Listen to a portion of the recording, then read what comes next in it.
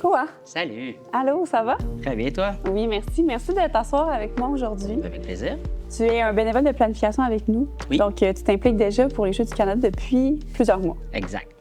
Donc, qu'est-ce qui t'a amené à vouloir t'impliquer auprès des Jeux du Canada? Parle-moi un peu de ton parcours. Ouf, mon parcours, je pense que tu as une couple d'heures parce que... Mais pour faire une histoire courte, moi, je suis vietnamien d'origine.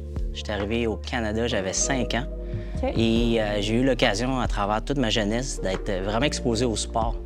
Pour moi, le sport est vraiment une occasion pour me changer les idées, pour me sortir de mon train-train quotidien, puis surtout pour me créer beaucoup de belles relations d'amitié. Puis j'ai réussi à garder justement cette passion-là animée. Alors, en 2017, moi qui viens de Montréal, j'ai déménagé dans la belle ville de Québec. Quand je suis arrivé à Québec, bien, une des façons que j'ai trouvé de m'impliquer dans la communauté, c'est de faire du bénévolat. Oui.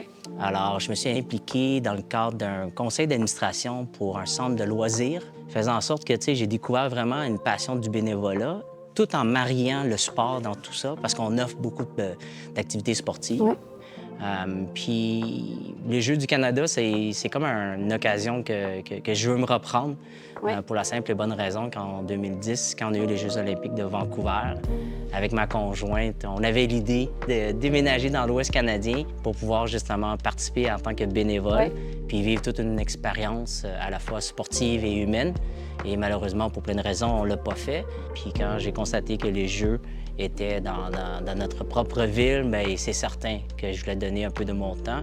Puis je voulais aussi m'impliquer très tôt dans le processus pour justement faire partie des bénévoles de planification. Je suis dans le groupe de qu'est-ce qu'on appelle des commandites puis des activations. Donc notre responsabilité, à nous, c'est de veiller à ce que tous nos commanditaires soient heureux de leur investissement, et je veille aussi à la gestion des différentes boutiques qu'on a sur différents sites. Alors c'est un peu ça le rôle et rapidement mon parcours.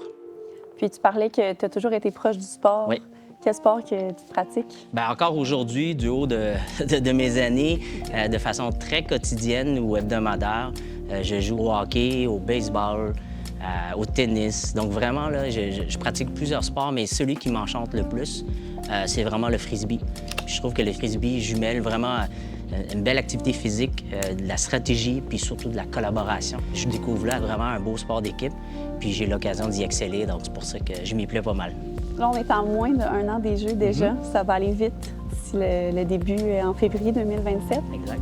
Après tes 2 semaines dans l'événement, qu'est-ce que tu espères avoir retiré de toute cette belle expérience? J'espère retirer des belles rencontres, autant au niveau de l'équipe des bénévoles que des athlètes, que des parents des athlètes, et d'avoir contribué de façon importante au succès de l'organisation de 2027 pour peut-être amener justement les Jeux à un autre niveau pour les prochaines éditions.